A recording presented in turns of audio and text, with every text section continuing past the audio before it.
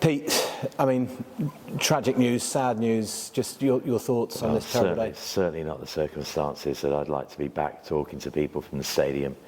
I've been in earlier and everybody's completely on the floor. The club has an amazing relationship with the Baldocks, not just George, but his older brother Sam, and even James as well, his doctor brother, who's now at Oxford. There's so many connections. Seeing the upset in the club, I just can't imagine how Annabelle's feeling, or Jackie and Baz, because they're not supposed to go first, and then you think it's George. I've used George so many times when I've been talking to academy parents as well, and you'll use George as like the epitome of what a professional footballer needs to be about, because he was so focused. He lived always in the shadow of his older brother. Sam was a remarkable footballer and a goal scorer, of course one of our first multi-million-pound players for the football club, and George always had that he was living up to, but it didn't put him off. I remember him as a tenacious midfield player, in our academy, buzzing around everywhere, but it was Carl who saw that maybe he had a future as a right back. And then my son Bobby took him out to Iceland, and that was his first experience of being in the first 11.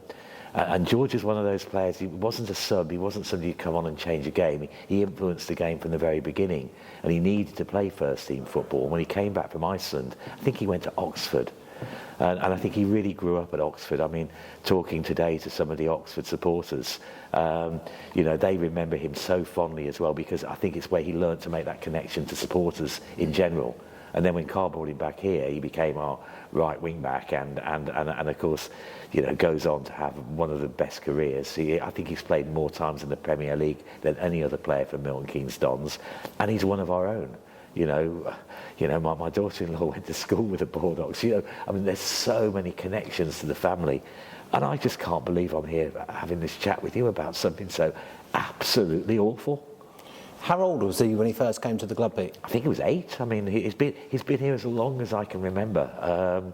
Sam, his elder brother, was in the Wimbledon Academy before it moved to Milton Keynes. It's that long that I've been bumping into the Baldocks, and we've been so proud to be part of all their careers. I think one of the big reasons I wanted football in Milton Keynes was to give our local boys that opportunity, and they grabbed it with both hands, and showed what working really hard, being really focused, what it could deliver, the rewards of football. George has achieved that. He's achieved, as I say, so much, and he's 31 years old, and it's absolutely terrible. It's what it is. He's a local lad as well. They're the whole family from Buckingham. Yes. You know them all. So many people know them all, don't they? Absolutely, we all know them. I mean, they say you're one of your own. He really is one of our own. And I can't imagine that he's not going to come back. I mean, Sam was here only a couple of weeks ago. We still see the Bulldogs. George would have had a career in football well past playing, because he is football. that whole family lived and breathed it. And I just can't imagine what the parents are going through, what Jackie and Baz are.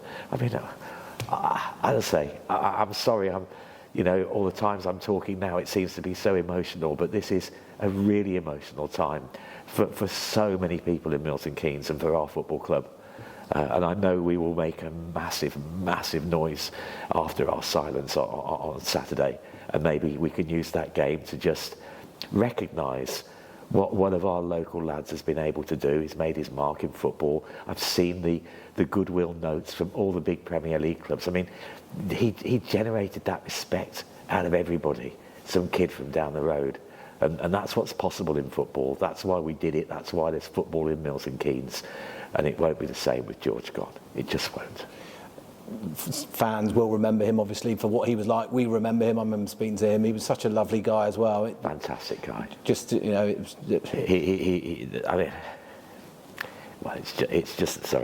It's just not right.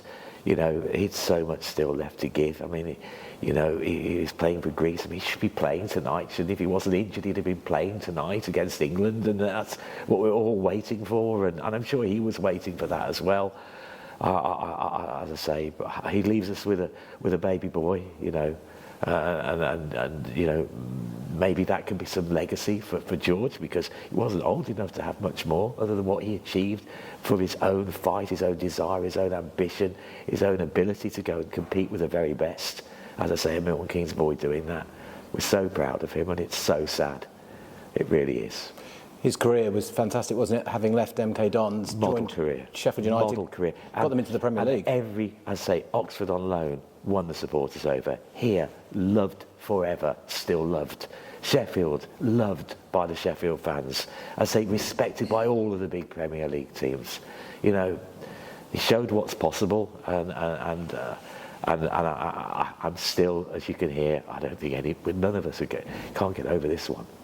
He was part of that great young team when Dele Alli was in it, played in the Manchester United game we all remember. Well, I spoke to Carl last night, and we had a good cry together. But Carl got him playing right back. You know, I think he recognised that George had so much to give, and you've got to find that place on the pitch where he could give it, and that's what he went on to do. As I say, to become an established Premier League, right wing back. I mean, how many kids achieved that? Not many, but George did.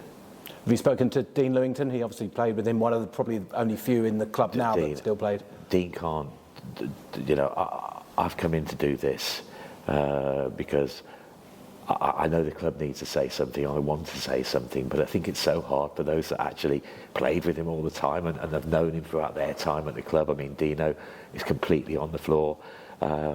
Simon Crampton completely on the floor. I mean, I walk around the building and everybody's completely on the floor because it's unbelievable, and we don't know why, how, what. It's as I say, immediately though. I can think about the amazing achievements that he did. I can believe in what he's been able to do for Milton Keynes, putting our football club on the map, helping make it real, taking us with him to those Premier League positions. He did all that. He never forgot. He came back and he was here for some of our major games well after the time he'd left the club, because that's for the Bulldogs, they were part of the fabric of it, and that's why I did want to say something, but I'm probably not doing the best job of it because, like everyone, we're just really upset. I mean, we probably should end on how such a good footballer he was and such a good person he was. Yeah, he was a great...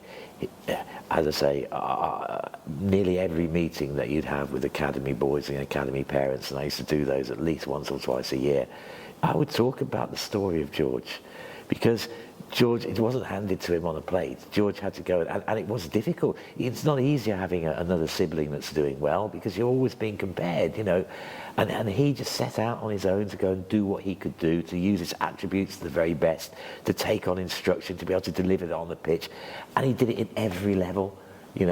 Oxford at the time in the National League, us in League One and League Two, Sheffield United League One, League Championship and the Premier League. He went through all the divisions.